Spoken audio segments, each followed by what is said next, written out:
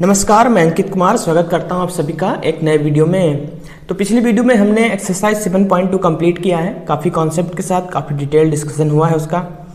अगर आपको कोई क्वेश्चन में डाउट है एक्सरसाइज 7.2 के तो आप प्लीज़ उस वीडियो को विजिट करें और देखें। मैंने काफ़ी अच्छे तरीके से डिस्कस किया है और जो भी डाउट है आप उसको क्लियर कर सकते हैं। आज इस वीडियो में हम नया टॉपिक को स्टार्ट करेंगे और ये जो है कि एक लास्ट टॉपिक है इस कोऑर्डिनेट ज्योमेट्री का। तो सबसे पहले तो हम रिकैप समझेंगे। पहले हम टॉपिक को स्टार्ट करें उससे पहले हम थोड़ा सा रिकैप देखते हैं कि हमने अभी तक क्या क्या पढ़ा हुआ है। तो हम अभी तक पढ़ चुके हैं, अगर शुरुआत से देखें तो हमने जो है डिस्टेंस फार्मूला पढ़ लिया है। डिस्टेंस फार्मूला पढ़ा है, उस पर काफ़ी सारे क्वेश्चंस किए हैं, प्रीवियस ईयर क्वेश्चंस किए हैं, उस पर बेस्ड एक्सरसाइज 7.1 है वो कंप्लीट किया है। एंड इसके बाद सबसे जो इम्पोर्टेंट आता है वो है section formula.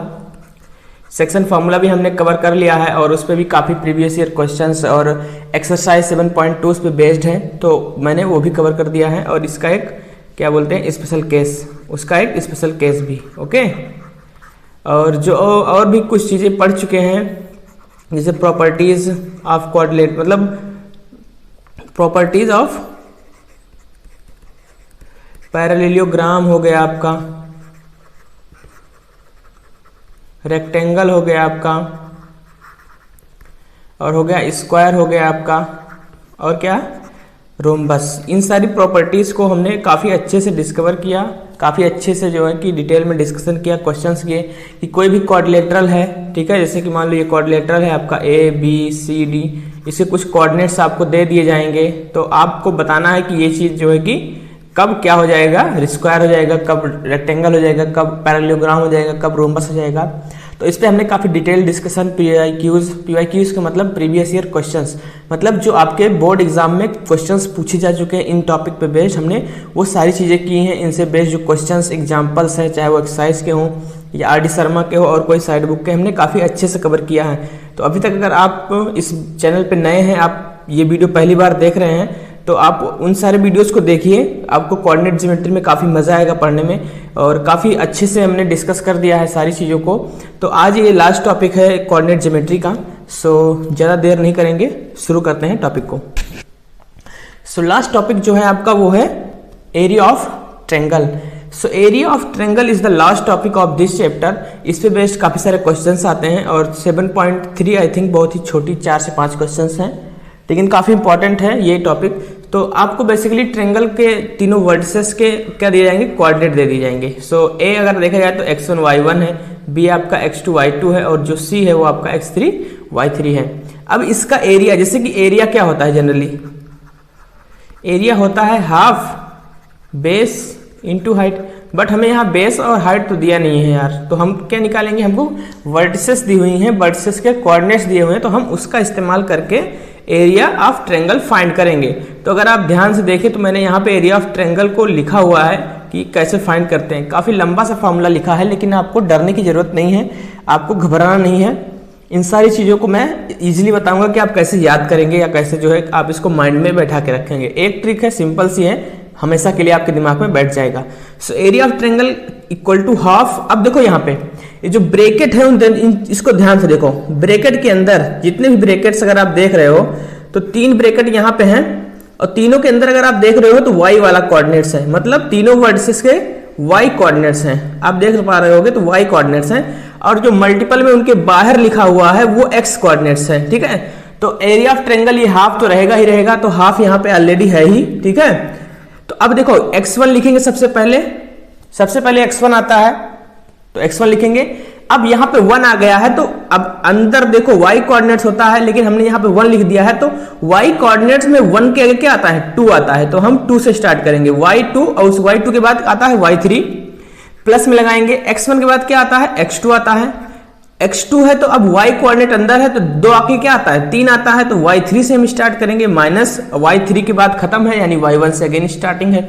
So y1 and plus में x3, अगेन अंदर y होता है और यहाँ 3 है तो 3 एंड हो गया है। अब हम स्टार्ट करेंगे फिर से कहां से, 1 से, तो y1 माइनस y2 उसके बाद। तो सिंपल सा ये ट्रिक है आपको याद करने का कि x1 x2 और x3 ब्रैकेट के बाहर है, मल्टीप्लाई में है, ब्रैकेट के अंदर y2 माइनस y3। अब देखो यहाँ पे 1 है तो 2 3 1 और 3 है तो 3 के बाद 1 2, ठीक है। इस तरीके से आपको जो है इस फॉर्मूले को याद रखना है, सिंपल सा है, कोई दिक्कत नहीं है, ठीक है। एरिया ऑफ ट्रायंगल ABC, ये उसका फॉर्मूला है। सो आई होप आपको थोड़ा सा ये समझ में आया होगा। अभी क्वेश्चंस करेंगे काफ़ी सारे, और तब फॉर्मूले को याद करने की जरूरत नहीं पड़ती, क्योंकि क्वेश्चन इतने करते हैं कि वो चीज़ें आपको अपने आप याद हो जाती हैं। सो ज़्यादा टाइम नहीं लेते इसमें, कुछ कॉन्सेप्चुअल नहीं, बस आपको यही फॉर्मूला याद रखना है। जितने भी क्वेश्चन है सारे इसी से बन जाएंगे।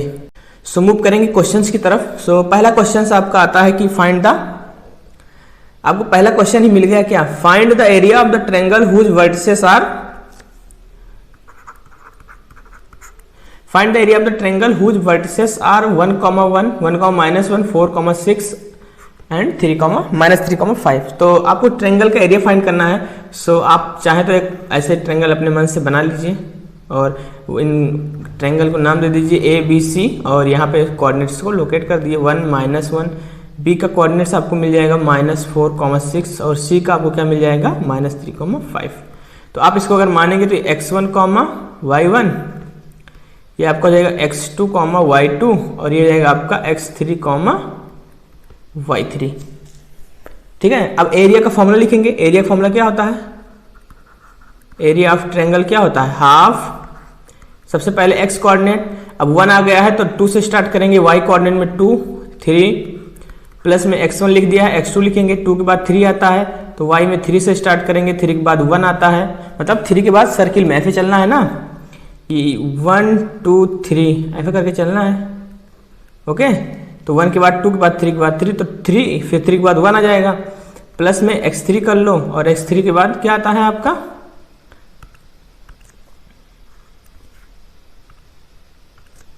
3 के बाद क्या जाएगा यहाँ पे y1 y2। सिंपल सा ये फॉर्मूला है, और आपको फॉर्मूले में सारी वैल्यूज पुट कर देनी है, आपका आंसर आ जाएगा। सो पुट करते हैं। सो आप x1 की वैल्यू अगर देखोगे तो आप 1 है, और y2 की वैल्यू अगर आप देखोगे तो 6 है, और 6 माइनस, लेकिन यहाँ पे देखो तो जो आपका 5 है वो क्या है यहाँ पे -5 है, आई थिंक, यस -5 है। तो अगर आप यहाँ पे देखोगे तो माइनस यहाँ ऑलरेडी लगा है, और y3 में -5 है ना, तो माइनस माइनस क्या जाएगा, प्लस हो जाएगा। प्लस में x2 की वैल्यू आपको कितनी दी हुई है, -4 दी हुई है, तो -4, अब क्या है आपका y3 y1, तो y3 आपका -5 है, और माइनस का 1 है, तो प्लस का क्या हो जाएगा आपका 1 हो जाएगा, और ये हो जाएगा आपका प्लस का x3 की वैल्यू आपको क्या दी गई है, -3 दी हुई है, तो x3 हो जाएगा आपका -3, और यहाँ जाएगा y1 y2, तो y1 की वैल्यू आपको -1 दी गई है, और माइनस का ये हो जाएगा 6 आपका, ठीक है। ये हो जाएगा आपका फॉर्मूले में वैल्यूज पुट करने का, बस आप कुछ नहीं करना, सिंपल कैलकुलेशन है। 6 + 5 11 बन जाए 11, और ये हो जाएगा आपका 5, 1 में से 1 में से 4, 5 जाएगा कितना, -4, और -4 इंटू -4 आपका हो जाएगा प्लस का 16, ओके। और ये आपका हो जाएगा -7 और -3 माइनस प्लस, और ये हो जाएगा 7 3 21। सो आप इसको ऐड करोगे तो 1/2 into 6 to 8 and 2 to 4, so it will be 24 square unit. आप यूनिट लिखना मत भूल जाना, ठीक है, क्योंकि एरिया आपका क्या होता है, स्क्वायर होता है। तो सिंपल सा क्वेश्चन था, कुछ नहीं करना था, एनसीईआरटी का एग्जाम्पल है, ठीक है। सो आई होप आपको समझ में आया हो। क्वेश्चन नंबर 2 की तरफ मूव करते हैं। सेम क्वेश्चन, कुछ भी नहीं करना है, बस आपको वैल्यूज चेंज कर दी गई हैं, बाकी कुछ भी ऐसा नहीं है जो आप ना कर पाएँ। सो आप ट्राई कीजिएगा, एंड जब आपसे ना बने तब आप जो है कि इस सोल्यूशन को देखिएगा। सो आपको PQR मान लेते हैं, चलो इसमें AB दिया ही है तो AB ही मानते हैं। 5,2 है A, B आपको 4,7 दिया है, और C आपको कितना दिया है 7, -4। सो अगेन ये हो जाएगा आपका x1 y1, और ये जाएगा आपका x2 y2, और ये जाएगा आपका x3 y3। सो एरिया का फॉर्मूला अगेन लिखते हैं, इससे लिखने से आपकी क्या हो जाएगी, प्रैक्टिस हो जाएगी। तो एरिया ऑफ ट्रायंगल क्या हो जाएगा, एरिया ऑफ ट्रायंगल आपका क्या हो जाएगा, half x1 into y2 minus y3 plus में x2 y3 minus y1 plus में x3 y1 minus y2। So this is your area, and now we will put the values and we'll get the answer. So ये जाएगा half, x1 की value 5 है, और y2 की value कितनी है 7 है, 7, और y3 की वैल्यू कितनी है 4 है, क्योंकि -4 है, माइनस ऑलरेडी होता है तो +4 हो जाएगा। प्लस का x2 की वैल्यू आपको 4 दी गई है, ठीक है। एंड आपको क्या लिखना है अब y3 माइनस y1, तो y3 आपको -4 दिया है और y1 आपका -2 है। Okay, so this will be your x3 की वैल्यू 7 है और फिर जाएगा 2 माइनस का 7, तो यहाँ से आपको क्या जाएगा हाफ और ये जाएगा 7 4 7 + 4 11 11 5 सा 55 एंड ये it will be your 24 minus का -2 -4 -6 इंटू +4, सो ये जाएगा -24 और ये जाएगा आपका माइनस का आई थिंक 42 नो 35, यस 35। अब इसको हम सॉल्व करेंगे तो ये जाएगा 1/2 55, इसको अगर आप ऐड करोगे तो ये आपका क्या हो जाएगा, ये आपका क्या हो जाएगा 35 और ये हो जाएगा आपका 59 और ये हो जाएगा आपका 59, so it will be your 1/2 into -4 = 2। Okay, minus का 2, ठीक है। अब यहाँ पे देखो -2 आ रहा है, क्यों? अब देखो यार एरिया जो है, क्या एरिया हो गया, आपका लेंथ हो गया, आपकी हाइट हो गई, इस तरह की जो कुछ चीजें हैं उनको हम निगेटिव में नहीं रखते हैं। अगर वो निगेटिव आंसर आता भी है तो क्या करते हैं, हम उनको पॉजिटिव लिखते हैं। और इस चीज के लिए आप यहाँ पे मॉड लगा दो, ठीक है। जब यहाँ पे मॉड लगाओगे तो ये सारा आपका क्या है, मॉड के अंदर है। Okay, so this is inside mod. अगर आपको मॉड नहीं पता है तो ये आप याद रखो कि मॉड के अंदर जो वैल्यूज होती हैं वो निगेटिव हो या पॉजिटिव उससे मतलब नहीं है, लेकिन जब मॉड हटता है तो वो पॉजिटिव ही निकल के आता है, ठीक है। तो जैसे ये अगर यहाँ पे लग रहा है ये मॉड, तो यहाँ पे जो वैल्यू आएगी वो क्या हो जाएगी, पॉजिटिव हो जाएगी, ठीक है। अगर मॉड आपको नहीं समझ में आता तो कोई बात नहीं है, आंसर में अगर -2 आया हुआ है तो आप क्या रखोगे, सिर्फ 2 लिखोगे, -2 नहीं लिखोगे, क्योंकि एरिया जो है आपका निगेटिव नहीं हो सकता, ठीक है। एरिया हो गया, किसी की लेंथ हो गई, ये सारी चीजें जो है कि निगेटिव नहीं होती हैं, ठीक है। तो यहाँ पे -2 नहीं क्या आएगा, आपका +2 आएगा। सो आई होप आप समझ में आया होगा कि एरिया आपका +2 आएगा, -2 नहीं आएगा। तो यहाँ पे एरिया क्या रहेगा, +2 स्क्वायर यूनिट। ओके, मूव करते हैं क्वेश्चन नंबर 3 की तरफ। तो एरिया, फाइंड द एरिया नहीं, यहाँ पे फाइंड द वैल्यू होगा। थोड़ा सा क्वेश्चन ही मिस्टेक है, टाइपिंग एरर। यहाँ होगा find the value of k if the points this and this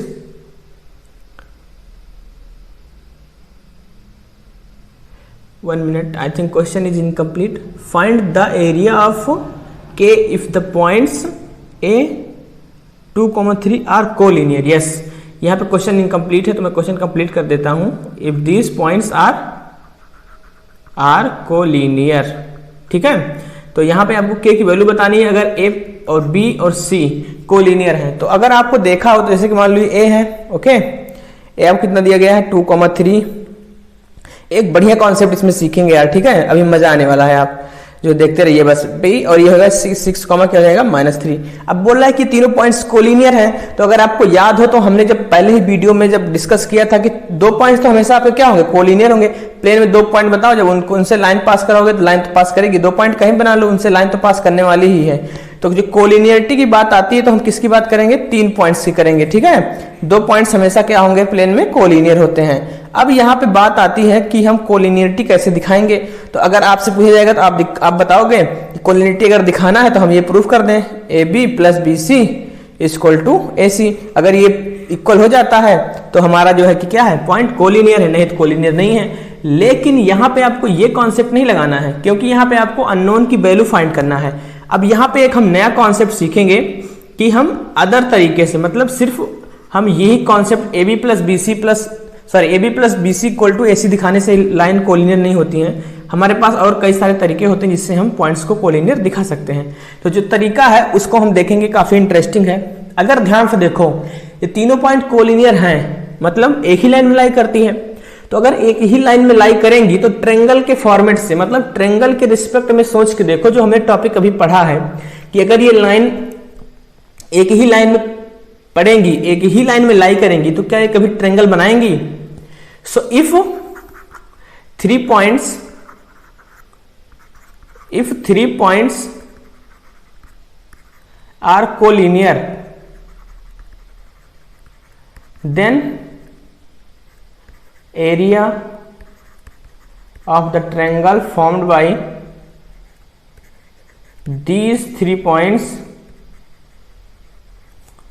these 3 points will be क्या होगा, 0 होगा यार, सिंपल सी बात है।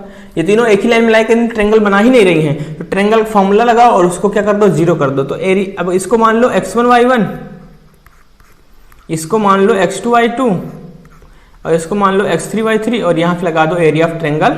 तो यहाँ से एरिया ऑफ ट्रेंगल ABC क्या हो जाएगा, 0।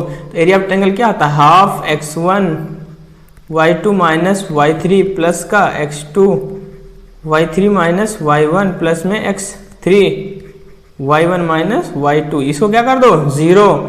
तो हाफ 0 नहीं होगा, यानी यहाँ से क्या आ गया आपका x1 y2 minus y3 plus का x2 y3 minus y1 plus का x3 y1 माइनस y2 क्या हो गया, 0। और आप वैल्यू पुट कर दो, एक इक्वेशन में एक अननोन है आपका, k की वैल्यू आ जाएगी। तो यहाँ पे जो मेन कॉन्सेप्ट था वो ये था कि अगर 3 पॉइंट्स कोलिनियर हैं तो उनके द्वारा जो ट्रेंगल बनाया जाएगा उसका एरिया क्या होगा, 0 होगा। वो ट्रेंगल बनाएंगे ही नहीं तो ट्रेंगल का एरिया कैसा यार, तो ट्रेंगल का एरिया क्या आ जाएगा, 0 आ जाएगा। ठीक है, तो ये हो गया आपका कॉन्सेप्ट की एरिया ऑफ ट्रेंगल 0 करना है हमें। सो हमने यहाँ से 0 किया है। सो x1 की वैल्यू क्या है आपके पास, x1 की वैल्यू आपके पास 2 है। सो आप 2 कर दो यहाँ पे, ओके। 2 इंटू y2 की वैल्यू आपके पास कितनी है, k है, माइनस y3 की वैल्यू आपके पास कितनी है, -3। तो -3 और -3 कितना हो जाएगा, +3 हो जाएगा, ओके। प्लस में x2 की वैल्यू आपके पास कितनी है, 4 है, y3 आपके पास कितना है, -3 माइनस y1 तो हो जाएगा -3। प्लस में x3 की वैल्यू आपके पास 6 है और y1 माइनस y2, तो y1 आपके पास 3 है और y2 आपके पास k है। तो ये आपका कितना हो जाएगा, 0। आप इसको सॉल्व करो तो हो जाएगा 2k प्लस का 6 और ये -3 -6 और -6 इंटू 4 -24 और ये हो जाएगा प्लस का 18 माइनस का 3k इक्वल टू 0। तो माइनस का 3k प्लस का 2k माइनस का k और आई थिंक ये हो जाएगा कितना आपका 18 और 6 24 और माइनस का 24, ये कैंसिल हो गया और कैंसिल हो गया तो मतलब 0। तो k की वैल्यू यहाँ से कितनी आ जाएगी, 0 आ जाएगी। सो आई होप आपको समझ में आया हो कि कैसे मैंने किया है। इसमें कुछ नहीं था कि अगर 3 पॉइंट्स कोलिनियर हैं तो ट्रेंगल के रिस्पेक्ट में सोच के देखो, वो ट्रेंगल फॉर्म ही नहीं करेंगे। जब एक ही लाइन में करेंगे तो ट्रेंगल कैसे बनेगा, तो उनका एरिया क्या हो जाएगा, 0। और बस आपको एरिया ऑफ ट्रेंगल 0 निकालना है। x1 y1 x2 y2 x3 y3 की वैल्यू पुट करनी है और जो भी अननोन होगा उस कोऑर्डिनेट में वो हमकी वैल्यू मिल जाएगी। तो यही था इसका कॉन्सेप्ट और काफी अच्छा क्वेश्चन है। इस तरीके के क्वेश्चन पूछे जाते हैं। एनसीईआरटी का एग्जाम्पल था तो हो सकता है पूछे जाए क्योंकि एनसीईआरटी के सारे क्वेश्चंस इंपॉर्टेंट होते ही हैं। सो मूव करेंगे क्वेश्चन नंबर 4 की तरफ। तो क्वेश्चन नंबर 4 में आपको दिया हुआ है कि एक मतलब क्वाड्रिलेटरल है और उनकी चारों वर्टिसेस दी गई हैं, ए बी, ये बी है आपका और ये आपका सी है। Find the area of the quadrilateral ABCD. तो क्वाड्रिलेटरल अगर आप बनाओगे तो कुछ ऐसा बन जाएगा। तो आपको ए कितना दिया हुआ है, -5,7 और बी आपको कितना दिया हुआ है, -4,-5। सी आपको कितना दिया हुआ है, -1,-6 और आपको जो डी है वो दिया हुआ है 4,5। तो सिंपली आपको क्या करना है, एरिया फाइंड करना है। अब एरिया ऑफ क्वाड्रिलेटरल जैसा आपने कुछ पढ़ा नहीं इस चैप्टर में, तो एरिया ऑफ ट्रेंगल ही पढ़ रहे हैं, वही टॉपिक चल रहा है। तो आपको ट्रेंगल में ही आपको सोचना है। तो इसको आप ट्रेंगल में बना सकते हो, एक डायगोनल बना दो, चाहे आप ये वाली डायगोनल बना दो, चाहे आप ये वाली बना दो, ठीक है। कोई एक डायगोनल आप बना लो और बारी बारी से दोनों अलग अलग ट्रेंगल्स का फॉर्मूला फाइंड करके जो है आंसर फाइंड करके आप उसको ऐड कर दो और आपका आंसर आ जाएगा। तो पहले तो हम देखते हैं, एक एक बारी बारी फाइंड करेंगे। तो यहाँ पे 2 ट्रेंगल हो गया है। सबसे पहले इन ट्रेंगल ABD, ठीक है, ABD ट्रेंगल में देखते हैं, ABDBS, ठीक है। तो ABD ट्रेंगल में क्या हो जाएगा, एरिया इक्वल टू क्या हो जाएगा, हाफ ऑफ x1, ये कितना हो जाएगा, y2 माइनस y3 प्लस का x2, y3 minus y1 plus का x3 और y1 माइनस y2, ये जाएगा आपका फॉर्मूला। अब आपको कुछ नहीं करना, वैल्यूज पुट कर देनी है। तो x1 हम इसको मानेंगे, x1 y1, x2 y2 और x3 y3 इसको मानेंगे और पहले इस वाले ट्रेंगल को देखेंगे। तो इसमें हम देखते हैं तो 1/2 इंटू x1 की वैल्यू -5 है, ठीक है, -5 है। अब x2 हो गया तो y2 माइनस y1। अब y2 कितना है, -5 है और y3 कितना है, -5 है। तो यहाँ कितना आएगा आपका, -5 आ जाएगा, ओके। प्लस का x2 कितना है आपका, x2 आपको यहाँ पे -4 दिया हुआ है, तो ये जाएगा -4। अब यहाँ पे आता है आपका y3 की वैल्यू कितनी है, 5 है। तो ये रहेगा 5 और y3 माइनस y1, तो 5 माइनस कितना रहेगा आपका यहाँ पे 7 आ जाएगा। ओके, अब यहाँ पे प्लस में x3 करो, x3 की वैल्यू आपके पास कितनी है 4 है, और यहाँ से आपको कितना मिल जाएगा 7 और प्लस का 5। ओके, या भाई y3 अब y1 माइनस y2 है, तो y1 आपका 7 है और ये माइनस और मतलब जो फॉर्मूले में माइनस प्लस हो जाएगा, तो 7 प्लस 5। ओके, अब इसको हम सॉल्व करते हैं। 1/2 अब ये हो जाएगा -5 माइनस 10 और -10 इंटू -5 हो जाएगा आपका कितना 50, ये हो जाएगा आपका 8 और ये हो जाएगा आपका 48। ओके, सो आप इसको ऐड करो तो ये 1/2 इंटू ये हो जाएगा 58 प्लस में 48, तो ये हो जाएगा 1/2 इंटू 106, किसके बराबर आ जाएगा 53 के। ठीक है, तो एरिया ऑफ ट्रायंगल ABD कितना हो गया है 53 स्क्वायर यूनिट। अब देखते हैं कि एरिया ऑफ ट्रायंगल कौन सा BCD, तो BCD अब ये x1 y1 इसको मान लो x1 y1 और x2 y2, तो अब वाले इस ट्रायंगल में देख लेते हैं। ठीक है, तो जाएगा हाफ ऑफ x1 y1 कितना जाएगा, x1 आपका कितना है -1 है, और अब यहाँ पे क्या आएगा y2 माइनस y3, तो y2 की वैल्यू आपके पास कितनी है -5 और -5 और y2 माइनस कितना जाएगा -5 हो जाएगा। ओके, अब यहाँ पे आ जाएगा प्लस का x2, अब x2 की वैल्यू यहाँ पे कितनी है, अगर आप ध्यान दो तो x2 की वैल्यू कितनी है -4 है, अब x2 तो y3 माइनस y1, अब y3 आपके पास कितना है 5 है, और y1 आपके पास कितना है, y1 आपके पास कितना है भाई, y1 आपके पास कितना है ये पहले बताओ, तो y1 आपके पास में है -6, तो ये जाएगा कितना प्लस का 6 और ये जाएगा प्लस का आपका x3। अब x3 यहाँ पे कितना है, x3 आपके पास कितना है 4 है, तो x3 अब y1 माइनस y2 कर दो, तो y1 आपका -6 है और y2 आपका 5 है, तो प्लस का कितना जाएगा 5। यहाँ से सॉल्व करो तो 1/2 ये हो जाएगा आपका प्लस का 10 और ये हो जाएगा आपका -44 और ये हो जाएगा आपका माइनस का 4, तो ये जाएगा 1/2 इंटू ये कितना जाएगा आपका -48। ओके, सो माइनस का 48 प्लस का 10, so it will be your 38 into 1/2, ये जाएगा आपका 19। ठीक है, ये हो जाएगा 19 स्क्वायर यूनिट। अब आपको कुछ नहीं करना है, इन दोनों को ऐड कर देना है। सो एरिया ऑफ ABCD कितना हो जाएगा 38 प्लस में 53 प्लस में 19, तो आपका 53 प्लस में 19 कितना जाएगा 72, तो 72 स्क्वायर यूनिट किसका एरिया आ गया है इस क्वाड्रिलेटरल का। ठीक है, थोड़ा सा आपको x1 y1 मानने में हो सकता है दिक्कत हो, लेकिन सॉल्व करेंगे तो इसमें ज़्यादा दिक्कत यही है कि आपने माइनस प्लस में कहीं गलती कर दी हो, आपने माइनस को माइनस ना किया हो और हो सकता है माइनस जगह प्लस कर दिया हो, इस तरीके से क्वेश्चन में तो आपको यही चीज़ ज़्यादातर ध्यान में रखना है। सो क्वेश्चन नंबर 5 हो गया है, मूव करेंगे नेक्स्ट क्वेश्चन की तरफ। सो क्वेश्चन नंबर 5 है, prove that the area of the triangle whose vertices are this and this is independent of. So आपको प्रूफ क्या करना है कि जो एरिया है वो क्या है इंडिपेंडेंट ऑफ टी है। तो इसका साफ मतलब यही है कि आपको एरिया फाइंड करना है और दिखा देना है कि एरिया में टी नहीं आ रहा है। सो एरिया का सिंपल सा फॉर्मूला लगाओ और आंसर ले आओ।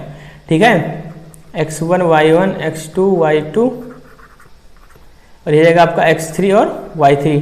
सो एरिया यहाँ से फाइंड कर लो 1/2 into x1 y2 minus y3 plus में x2 y3 minus y1 plus का x3 y1 minus y2। Okay, सो ये हो जाएगा आपका एरिया।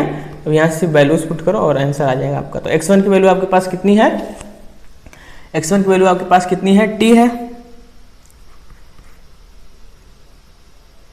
x1 की वैल्यू कितनी है आपके पास t है। तो अब t और यहाँ से आप वैल्यू पुट कर दो, मैं जो है वैल्यू पुट कर दे रहा हूँ डायरेक्ट। ये हो जाएगा आपका t प्लस में 2 माइनस का t प्लस का t प्लस का 2 क्या जाएगा t माइनस t प्लस 2 और प्लस का हो जाएगा आपका t प्लस 3 और ये जाएगा आपका t माइनस 2 माइनस t और माइनस का 2। देखो यहाँ पे ध्यान से देखने वाली बात यह है कि आपको बस ध्यान रख के करना है माइनस प्लस की, t+2 है, t-2 है, माइनस लगेगा तो अंदर साइन चेंज होगा, प्लस है साइन चेंज नहीं होगा, ठीक है। तो आपको ध्यान रखना है इस तरीके से चीज़ों का। अदरवाइज आप अगर मिस्टेक करेंगे तो इस तरीके से चीज़ों में मिस्टेक करें कि आपने माइनस प्लस नहीं किया होगा। बाकी इसमें कुछ खास ऐसा है नहीं कि आप इसमें मिस्टेक करें।